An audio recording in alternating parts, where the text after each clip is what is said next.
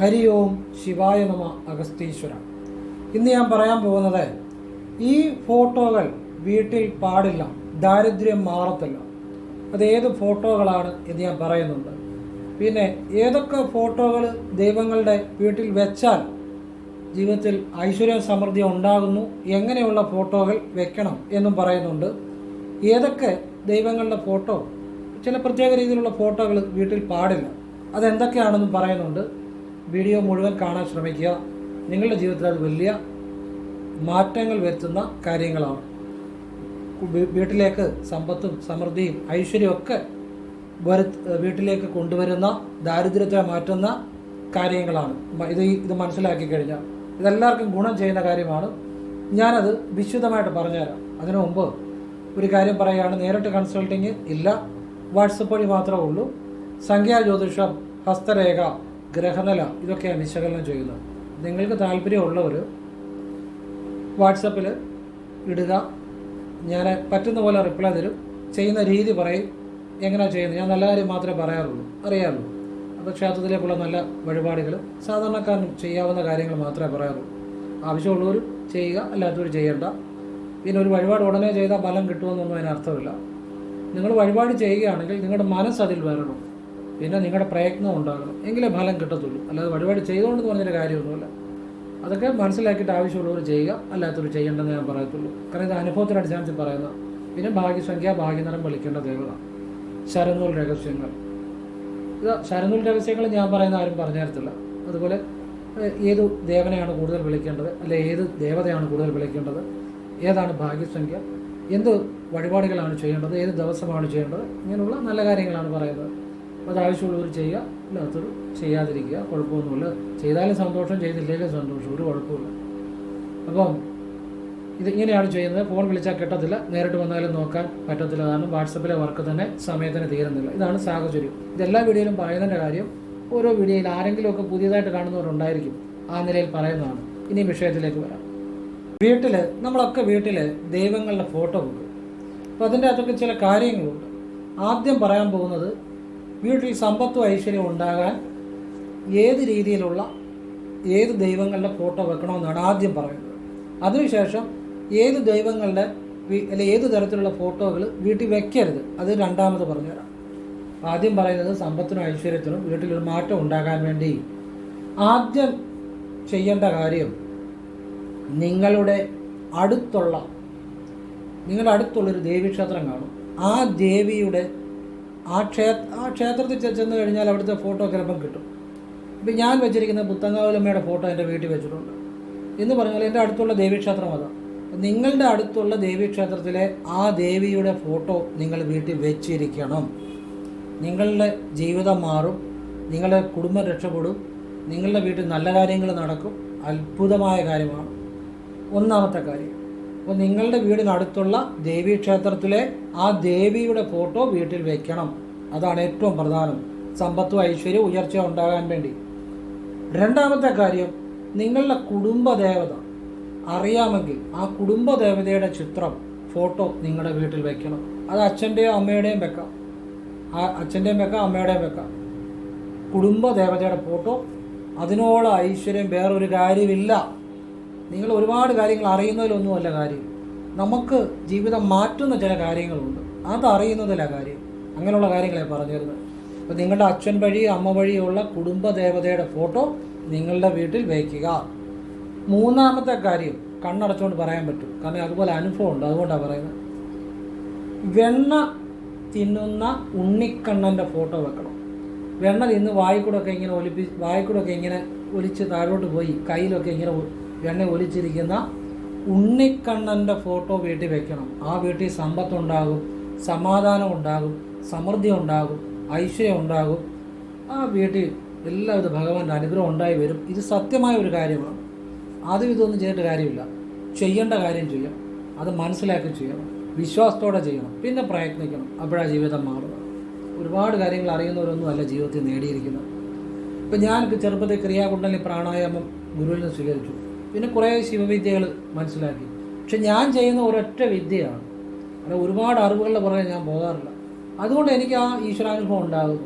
എല്ലാം അറിയുന്നവർക്കല്ല, നമുക്ക് വേണ്ടത് എന്താണെന്നുള്ളത് അറിയുക, അത് ശരിയായിട്ട് ചെയ്യാൻ പഠിക്കുക, അതിൽ ആഴത്തിലിറങ്ങി പഠിക്കണം. അങ്ങനെ ഒരു കാര്യം ചെയ്യുമ്പോഴാണ് ഫലം ഉണ്ടാകും. അല്ലാതെ എല്ലാ കാര്യത്തിനും പുറകെ നടക്കുന്നവരല്ല ജീവിതത്തിൽ വിജയിക്കുന്നത് കേട്ടോ. അപ്പോൾ ഇതാണ് അറിയേണ്ട കാര്യങ്ങളെ പറഞ്ഞു തരുന്നത്.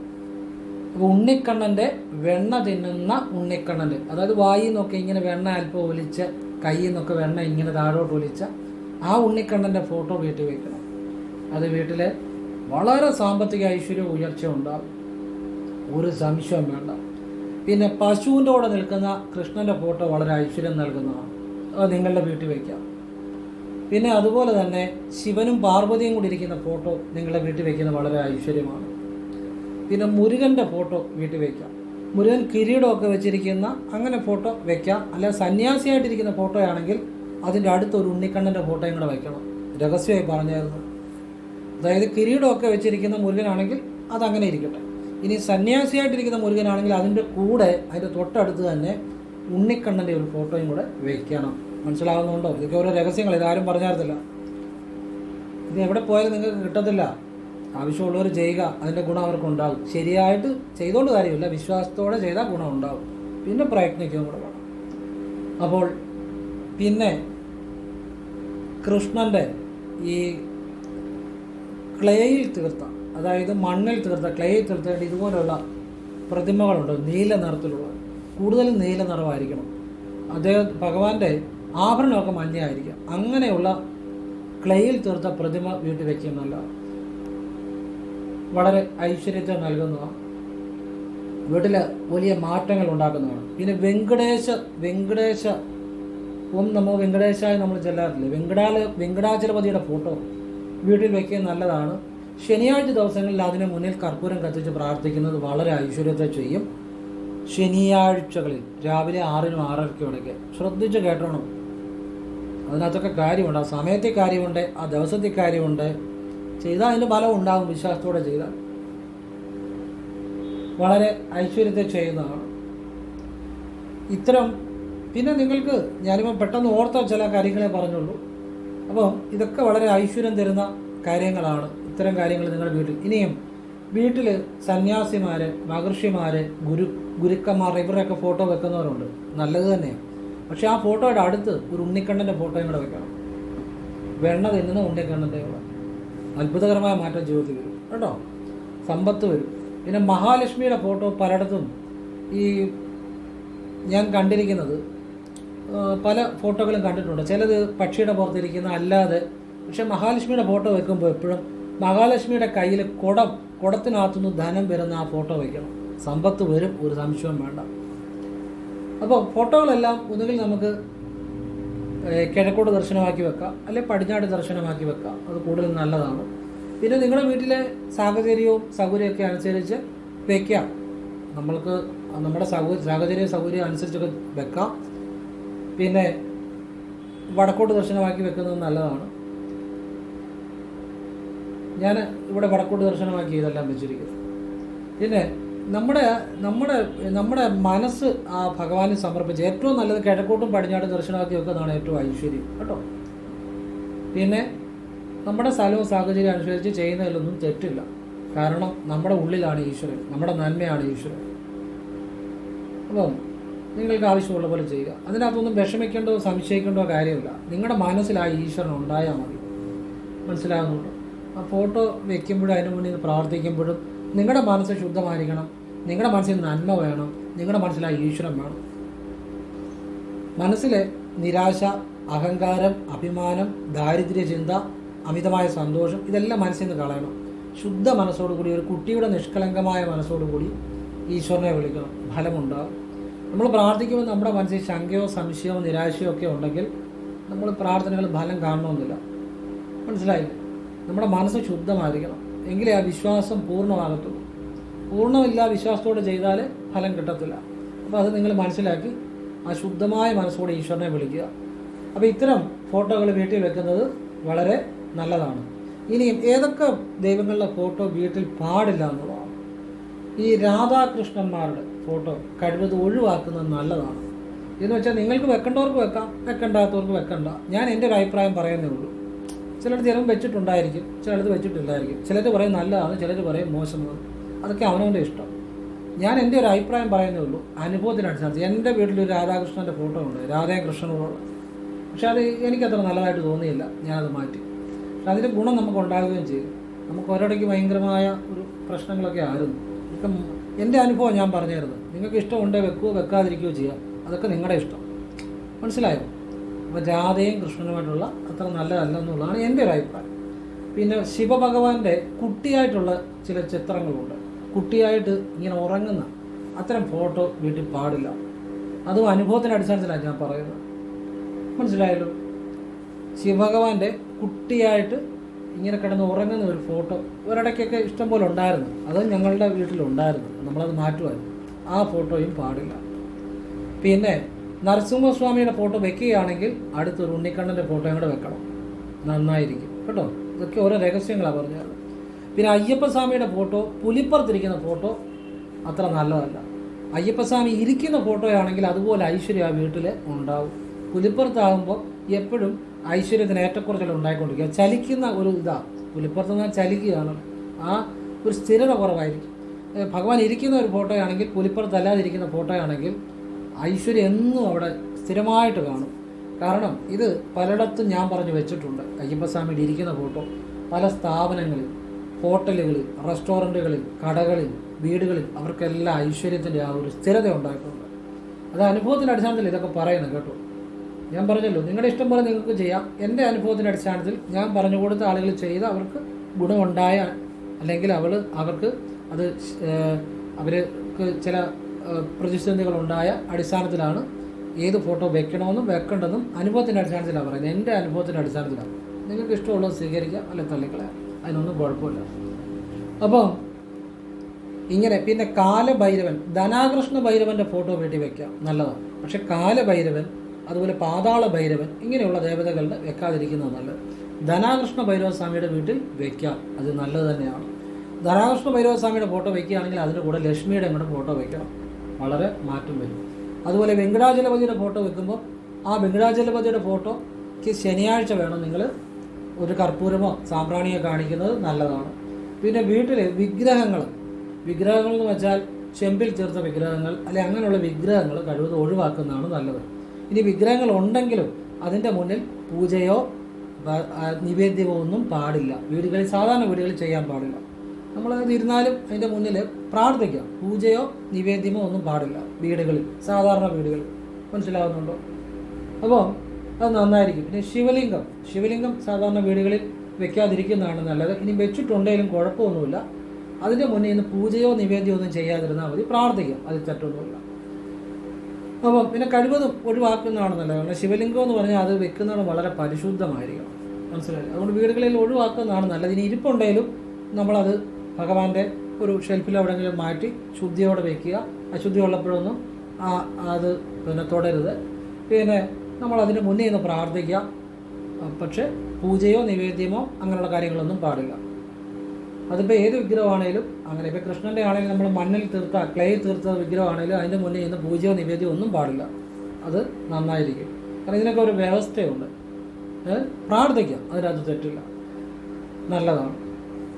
ഇനിയും നമ്മളെ ഫോട്ടോയ്ക്ക് നമ്മൾ സാമ്പ്രാണിയോ കർപ്പൂരോ കാണിക്കുന്നതിൽ തെറ്റില്ല. പക്ഷെ വിഗ്രഹത്തിന് അത് വേണ്ട കേട്ടോ. വിഗ്രഹത്തിന് അത് ചെയ്യേണ്ട കാര്യമില്ല. അത് മണ്ണിൽ തീർത്ത കൃഷ്ണൻ്റെ വിഗ്രഹമാണെങ്കിൽ അതിന് ഒരു കർപ്പൂരമോ സാമ്പ്രാണിയോ അങ്ങനെ കാണിക്കണമെന്നില്ല. ഇനി അത്യാവശ്യം ഇപ്പം മണ്ണിൽ ക്ലേയിൽ തീർത്ത ഒരു കൃഷ്ണൻ്റെ പ്രതിമയാണ്, അതിന് വേണമെങ്കിൽ കർപ്പൂര സാമ്പ്രാണിയോ കാണിക്കുന്നതിൽ തെറ്റില്ല. പക്ഷേ ലോകത്തിൽ തീർത്ത വിഗ്രഹങ്ങളോ പിന്നെ അതുപോലെ ശിവലിംഗങ്ങളോ അതിനൊന്നും കാണിക്കരുത് കേട്ടോ. അത് വീട്ടിലത് കാണിക്കാൻ വ്യവസ്ഥയില്ല. കർപ്പൂരമോ സാമ്പ്രാണിയോ ഒന്നും കാണിക്കേണ്ട, പ്രാർത്ഥിച്ചാൽ മതി. പിന്നെ സാധാരണ ഫോട്ടോയുടെ മുന്നിൽ കർപ്പൂര സാമ്പ്രാണിയോ കത്തിക്കുക, പ്രാർത്ഥിക്കുക. പക്ഷെ നിവേദ്യമൊന്നും വെക്കാൻ പാടില്ല. മനസ്സിലാകുന്നുണ്ടല്ലോ? വ്യക്തമായിട്ടാണ് പറഞ്ഞു തരുന്നത്. അപ്പോൾ ഇങ്ങനെയുള്ള കാര്യങ്ങൾ തന്നെ വീട്ടിൽ ശ്രദ്ധിച്ചാൽ തന്നെ നമുക്ക് വീട്ടിൽ നല്ല മാറ്റം വരുമെന്നുള്ളതാണ്.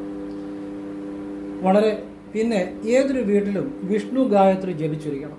ഓം നാരായണായ വിദ്മഹേ വാസുദേവായ ധീമഹി തന്നോ വിഷ്ണു പ്രചോദയാത്. ഈ മന്ത്രത്തിന് അത്ഭുത ശക്തിയുണ്ട്. ഇത് കർപ്പൂരം തൊട്ട് ജപിക്കണം 3 തവണ. ആ വീട്ടിൽ എല്ലാം നല്ലത് മാത്രമേ നടക്കത്തുള്ളൂ. അത്ഭുത ശക്തിയുള്ള മന്ത്രമാണ്. അനുഭവത്തിൻ്റെ അടിസ്ഥാനത്തിലാണ് പറയുന്നത്. സർവമംഗളമംഗല്യം ജപിക്കണം, ശിവോഹം ജപിക്കണം, ഓം നമ ശിവായ ജപിക്കണം, ശിവായ നമ ജപിക്കണം. അതുപോലെ മഹാലക്ഷ്മിയുടെ മന്ത്രങ്ങൾ ജപിക്കണം. ഇത്രയും. പിന്നെ കൃഷ്ണൻ്റെ മന്ത്രങ്ങൾ ജപിക്കണം. പിന്നെ മുരുകൻ്റെ ഒക്കെ ജപിക്കാം. ഇങ്ങനെയുള്ള മന്ത്രങ്ങൾ ജപിക്കുന്നതും വളരെ നല്ലതാണ്. നല്ല മന്ത്രങ്ങൾ, മനസ്സിലായത്, നല്ല രീതിയിലുള്ള. അപ്പോൾ അതൊക്കെ വളരെ ജീവിതത്തിൽ ഗുണമുണ്ടാകും. ഏതൊരു സാധാരണക്കാരനും ജപിക്കാവുന്ന മന്ത്രങ്ങൾ, പ്രത്യേകിച്ച് ചിട്ടയോ പ്രത്യേകിച്ച് ചിട്ടവട്ടങ്ങളോ ഒന്നും ഇല്ലാത്ത ഏതൊരാൾക്കും ജപിക്കാവുന്ന മന്ത്രങ്ങൾ. ഒരു ദേവത തന്നെയാണ്, പല മന്ത്രങ്ങളുണ്ടല്ലോ. പിന്നെ ഭദ്രകാളിയുടെ ഫോട്ടോ വയ്ക്കുന്നത് കുഴപ്പമൊന്നുമില്ല. പലരും പലതും പറയും, പക്ഷെ നല്ലത് തന്നെയാണ്. അമ്മയുടെ ഫോട്ടോയുടെ അടുത്ത് ഒരു ഉണ്ണിക്കണ്ണൻ്റെ ഫോട്ടോയും കൂടെ വെക്കണം, നല്ലതായിരിക്കും കേട്ടോ. ഭദ്രകാളിയാണ് എല്ലാം, അത് അമ്മയാണ് എല്ലാം. ജ്ഞാനശക്തി, ഇച്ഛാശക്തി, ക്രിയാശക്തി എല്ലാം അമ്മയാണ്. അപ്പോൾ ഇതാണ്, ഇത്രയും കാര്യങ്ങളൊക്കെ മനസ്സിലാക്കിയാൽ തന്നെ ജീവിതത്തിൽ അതിൻ്റെ ഗുണങ്ങളുണ്ടാകും. അറിയേണ്ട കാര്യങ്ങളാണ് അറിയേണ്ടത്, ചെയ്യേണ്ട കാര്യങ്ങളാണ് ചെയ്യേണ്ടത്. നമ്മളെപ്പോഴും ശരിയായിട്ടുള്ള അറിവാണ് ജീവിതം മാറ്റുന്നത്. തെറ്റായിട്ടുള്ള അറിവ് ജീവിതം മാറ്റത്തില്ലെന്ന് മാത്രമല്ല, ജീവിതം ഒരു വഴിക്കാക്കുന്നതാണ്. അതുകൊണ്ട് ശരിയായ കാര്യങ്ങൾ കേൾക്കുക, ശരിയായ കാര്യങ്ങൾ കാണുക, ശരിയായ കാര്യങ്ങൾ ചിന്തിക്കുക, ശരിയായ കാര്യങ്ങൾ ചെയ്യുക. That's all. അപ്പോൾ ഇനിയും പറയാൻ പോകുന്നത്, ഈ പല വീടുകളിലും തൂക്കുവിളക്ക് ഞാൻ കണ്ടിട്ടുണ്ട്. പക്ഷെ എൻ്റെ ഒരു അഭിപ്രായം ഞാൻ പറയാം, തൂക്കുവിളക്ക് വീടുകളിൽ അത് ഒഴിവാക്കുന്നതാണ് നല്ലത്. ഇനി ഇല്ലങ്ങൾ, മനകൾ, പൂജകളെ, വെച്ചാരാധനയുള്ള സ്ഥലങ്ങൾ, അവിടെ തൂക്കുവിളക്കാകും. സാധാരണ വീടുകളിൽ തൂക്കുവിളക്ക് ഒഴിവാക്കുന്നതാണ് നല്ലത്. സാധാരണ വീടുകളിൽ നിലവിളക്കാണ് നല്ലത്. തൂക്കുവിളക്കെന്ന് പറഞ്ഞാൽ അതിങ്ങനെ തൂക്കിയിട്ടിരിക്കുക, അതിന് ബേസ് ഇല്ല, അത് അന്തരീക്ഷത്തിലാണ് അതിൻ്റെ ആ താഴ്ഭാഗം കിടക്കുന്നത്. അപ്പോൾ അത് ക്ഷേത്രങ്ങളിലൊക്കെ നല്ലതാണ്. വീടുകളിൽ നിലത്ത് വെച്ചിരിക്കുന്ന, നിലം തൊട്ടിരിക്കുന്ന എന്ന് വെച്ചാൽ, നിലം തൊട്ട് കഴിഞ്ഞാൽ നമ്മൾ പീഠത്തേലോ ഒരു തട്ടത്തേലൊക്കെ ഉള്ളൂ, നിലവിളക്കാണ് കൂടുതൽ നല്ലതെന്നുള്ളതാണ് എൻ്റെ ഒരു അഭിപ്രായം. അപ്പോൾ അത് ചിലയിടത്തൊക്കെ അത് മാറ്റി ചെയ്തതിൻ്റെ ഗുണങ്ങളും ഉണ്ടായിട്ടുണ്ട്. പിന്നെ നിങ്ങളുടെ ഇഷ്ടം പോലെ ചെയ്യാം, അതിനകത്തൊന്നും തെറ്റുമല്ല ശരിയുമല്ല. അവനവൻ്റെ ഇഷ്ടം പോലെ ചെയ്യുന്നത്. പലയിടത്തും പല രീതിയും, പല ദേശങ്ങളിൽ പല ആചാരങ്ങളുമാണ്. അതൊക്കെ തെറ്റും ശരിയെന്ന് ഞാൻ പറയുന്നില്ല. എൻ്റെ അനുഭവങ്ങളുടെ അടിസ്ഥാനത്തിൽ ചില കാര്യങ്ങൾ നല്ലതാണെന്നാണ് പറയുന്നത്. അപ്പോൾ അത് വളരെ നല്ലതായിരിക്കും എന്നുള്ളതാണ് എൻ്റെ ഒരു അഭിപ്രായം. പിന്നെ ഒരുപാട് ആളുകൾ മെസ്സേജ് ചെയ്യുന്ന ഒരു കാര്യമുണ്ട്. അതായത് ഈ പച്ചപ്പട്ടിനകത്ത് പണം വയ്ക്കുന്ന ഒരു വിദ്യ ഞാൻ പറഞ്ഞായിരുന്നു. അത് ഒരുപാട് ആളുകൾക്ക് ഗുണമാകുന്നുണ്ട് എന്ന് ഒരുപാട് വാട്സപ്പിൽ മെസ്സേജ് വരുന്നുണ്ട്. അതുകൊണ്ട് ഒന്നുകൂടെ പറയുകയാണ്, പച്ചപ്പട്ടിനകത്ത് പണം സൂക്ഷിച്ചാൽ പണം വർദ്ധിച്ചു വരും. പണം ബാങ്ക് പാസ്ബുക്കൊക്കെ. ഇനി പച്ചപ്പട്ട് എന്നാണ് ചിലപ്പോൾ സംശയമായിരിക്കും. ഇപ്പം ഇതാണ് പച്ചപ്പട്ട്, കണ്ടല്ലോ, ജൗളിക്കടയിൽ കിട്ടും. ഇത്രയൊന്നും വേണ്ട. ഇത് ഇപ്പോൾ നമ്മളൊരു കടയിൽ ചെന്ന് വെച്ചാൽ ഒരു മുറി പറയാൻ പറ്റുമോ? അതിൻ്റെ ഒരു 1/2 മീറ്റർ വല്ലതും മേടിക്കും. പക്ഷേ നമുക്കൊരല്പം മതി, കത്രിക കൊണ്ട് മുറിച്ച് അതിൻ്റെ അകത്ത് ബാങ്ക് പാസ്ബുക്ക് പണമൊക്കെ വെക്കുന്നത് നല്ലതാണ് കേട്ടോ. ജീവിതത്തിൽ നല്ല മാറ്റം ഉണ്ടാകും. ഒരുപാട് ആളുകൾ, ഞാൻ നേരത്തെ വീഡിയോ പറഞ്ഞ കാര്യമാണ്, അത് കൊണ്ട് മാറ്റമുണ്ട് എന്ന് പറഞ്ഞ് ഒരുപാട് ആളുകൾ മെസ്സേജ് ചെയ്യുന്നുണ്ട്. അതുകൊണ്ട് ഒന്നുകൂടെ പറഞ്ഞതാണ്, ആർക്കെങ്കിലും കൂടെ പ്രയോജനം കിട്ടട്ടെ എന്ന് വിചാരിച്ചു. ഇനിയും സന്ധ്യാസമയത്ത് രാവിലെയും ചെയ്യാം. ഒരു തട്ടത്തിനകത്തൊരു കർപ്പൂരം കത്തിച്ച് കൈയും കാലും മുഖം നനച്ചിട്ട് അല്ലെ കുളിച്ചിട്ട് വടക്കോട് തിരിഞ്ഞു നിന്ന് തിരുസുഴി ഗുഹഭവനെ, തിരുസുഴി ഗുഹഭവനെ, ഒന്നുകൂടെ പറയാം, തിരുസുഴി സായ കേട്ടോ, തിരുസുഴി ഗുഹഭവനെ. ഈ മന്ത്രം 9 തവണ ജപിച്ചവർക്കൊക്കെ സാമ്പത്തികം ഉണ്ടാകുന്നതായിട്ട് പലരും മെസ്സേജ് ചെയ്യുന്നുണ്ട്. ഇത് ഞാൻ വീഡിയോ പറഞ്ഞൊരു വിദ്യയാണ്. ബിസിനസ്സുകാർക്കൊക്കെ ഗുണം ഉണ്ടാകുന്നുണ്ടെന്ന് മെസ്സേജ് ചെയ്യുന്നുണ്ട്. നിങ്ങൾക്ക് ആവശ്യമുണ്ടെങ്കിൽ ചെയ്യുക. പിന്നെ തിങ്കളാഴ്ച രാവിലെ ശിവന് കൂടത്തിലർച്ചനയും നെയ്യും സമർപ്പിച്ചവർക്കും സാമ്പത്തികം നന്നായിട്ടുണ്ടാകുന്നുണ്ട്. അത് നിങ്ങൾക്ക് ആവശ്യമുണ്ടെങ്കിൽ ആവർത്തിക്കുക. ഒരു വഴിപാട് ചെയ്തുകൊണ്ട് തന്നെ കാര്യമില്ല. നിങ്ങൾ ചെയ്യുന്ന സമയം മനസ്സുകൊണ്ട് കരഞ്ഞു പ്രാർത്ഥിക്കണം. നിങ്ങളുടെ മനസ്സ് ആ ഭഗവാനിൽ ചെല്ലണം. എപ്പോഴേ ഫലം ഉണ്ടാകത്തുള്ളൂ. അത് ചെയ്തുകൊണ്ട് മാത്രം കാര്യമില്ല. ആ സമയത്ത് നമ്മുടെ മനസ്സിൽ നിരാശയും വിഷമവും ഒക്കെ ആണെന്നുണ്ടെങ്കിൽ ഫലം കിട്ടത്തില്ല, താമസിക്കും. നമ്മൾ മറ്റു ചിന്തയില്ലാതെ നമ്മുടെ ഹൃദയത്തിൽ നിന്ന് ആ പ്രാർത്ഥന ചെല്ലുമ്പോഴേ ഫലം ഉണ്ടാകത്തുള്ളൂ. അല്ല ചെയ്തെന്ന് പറയുന്ന കാര്യമില്ല. അങ്ങനെ ചെയ്യാമെങ്കിൽ ചെയ്യുക. അങ്ങനെ ചെയ്തവർക്ക് അതിൻ്റെ ഗുണം ഉണ്ടായിട്ടുണ്ട്. നിങ്ങൾക്കൊരു ഫലം ഉണ്ടാകാൻ വേണ്ടിയാണ് ഇങ്ങനെ പറഞ്ഞു തരുന്നത്. സാധിക്കുന്ന പോലെ ആവർത്തിക്കണം, പിന്നെ പരിശ്രമിക്കണം. ഒരു വഴിപാട് നടയിൽ വെച്ച് കഴിഞ്ഞാൽ പിന്നെ ഉടനെ അതേക്കുറിച്ച് ചിന്തിക്കരുത്. വെക്കുന്നതിന് മുമ്പ് നന്നായിട്ട് മനസ്സുകൊണ്ട് കരഞ്ഞ് പ്രാർത്ഥിച്ച് വെക്കണം.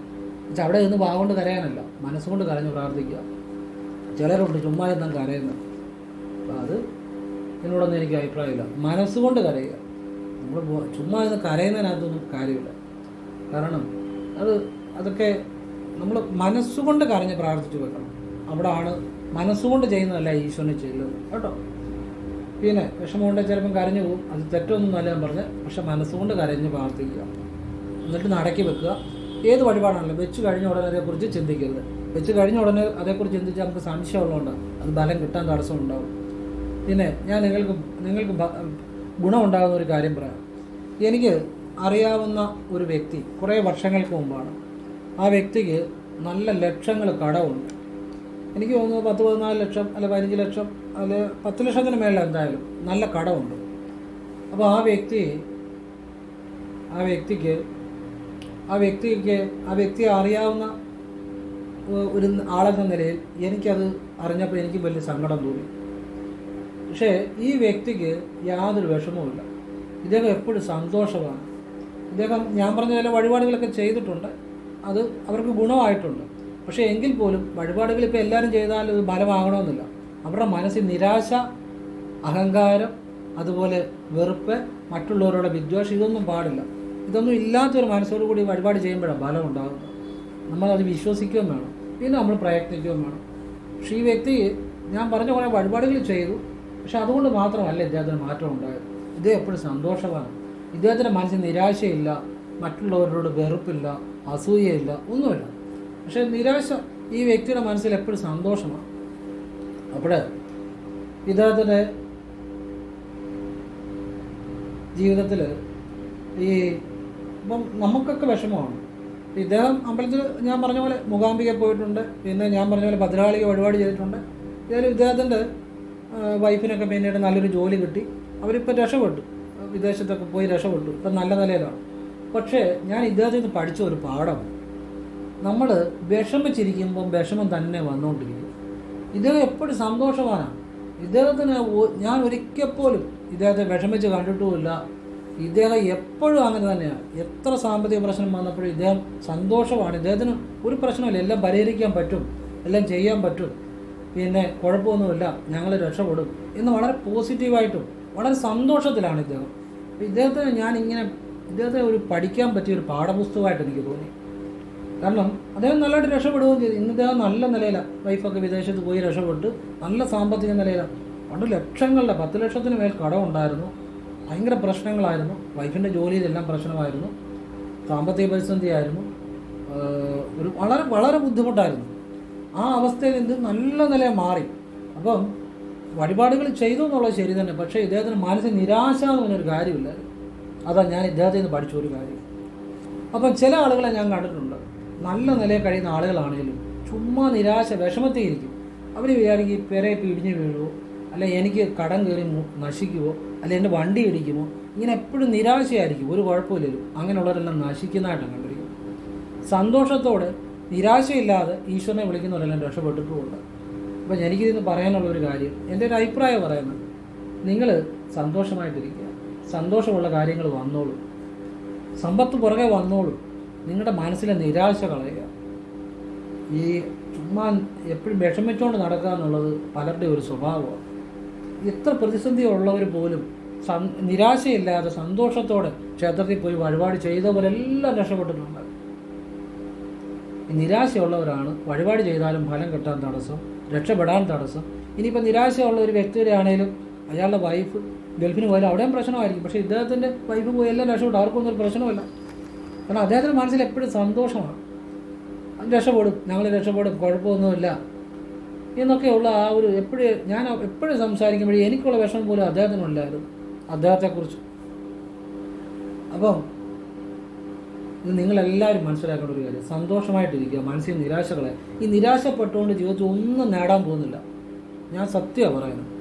നിങ്ങൾക്ക് നിരാശപ്പെട്ടുകൊണ്ട് അധപ്പതനം മാത്രമേ ഉണ്ടാകത്തുള്ളൂ, നാശം മാത്രമേ ഉണ്ടാകത്തുള്ളൂ. നിരാശപ്പെട്ട് ജീവിതത്തിൽ ഒന്നും കിട്ടത്തില്ല. ഇന്ന് നിങ്ങൾ സന്തോഷമായിട്ടൊന്നിരിക്കുക, ഒന്ന് പരീക്ഷിച്ച് നോക്കുക. നിങ്ങൾ സന്തോഷമായിട്ടിരിക്കുക 1 മാസം അല്ലെ 6 മാസം, പിന്നെ അതോടെ നമ്മൾ പ്രയത്നിക്കുകയും കൂടെ വേണം. സന്തോഷത്തോടെ പ്രയത്നിച്ച് നോക്കി നിങ്ങളുടെ ജീവിതത്തിൽ രക്ഷപ്പെടാനുള്ള വഴികൾ എവിടെ നിന്നെങ്കിലും കിട്ടും, നിങ്ങൾ രക്ഷപ്പെടും. ഇത് അനുഭവത്തിൽ നിന്നാണ് പറയുന്നത്. നിങ്ങൾക്ക് ഇഷ്ടമുണ്ട് സ്വീകരിക്കുക, അല്ലെങ്കിൽ തള്ളിക്കളയാം. ആർക്കെങ്കിലും പ്രയോജനപ്പെടട്ടെ, ആരുടെയെങ്കിലും ജീവിതം മാറട്ടെ എന്ന് കരുതി പറഞ്ഞതാണ്. സത്യസന്ധമായ അനുഭവത്തിൽ നിന്ന് ഞാൻ മനസ്സിലാക്കിയ ചില കാര്യങ്ങളാണ്. സന്തോഷമായിട്ടിരിക്കുക, മനസ്സിൽ നിരാശ കളയുക, എന്നിട്ട് ഈശ്വരനെ വിളിക്കുക, പ്രയത്നിക്കുക. നിങ്ങളുടെ ജീവിതത്തിൽ നിങ്ങൾ ഉദ്ദേശിക്കാത്ത രീതിയിൽ നിങ്ങളുടെ ജീവിതത്തിൽ ഒരുപാട് നല്ല കാര്യങ്ങൾ വരും, ഒരുപാട് ജീവിതത്തിൽ അവസരങ്ങൾ വരും, ഒരുപാട് ജീവിതം മാറും. ഒരു സംശയം വേണ്ട. നിരാശ കൊണ്ട് ആരും ഒന്നും നേടിയിട്ടില്ല ജീവിതത്തിൽ. അപ്പോൾ സന്തോഷമായിരിക്കുക, നല്ലത് ചിന്തിക്കുക, നല്ലത് ചെയ്യുക, വഴിപാടുകൾ ചെയ്യുക, പറ്റുന്ന വഴിപാട് പ്രാർത്ഥിക്കുക, അവനവൻ്റെ ജോലി സന്തോഷത്തോടെ ആത്മാർത്ഥതയോടെ പ്രയത്നിക്കുക. എല്ലാ നന്മകളും ഉണ്ടാകട്ടെ. ഓം കൃഷ്ണായ നമഃ. ശിവോഹം. ശിവശിവ.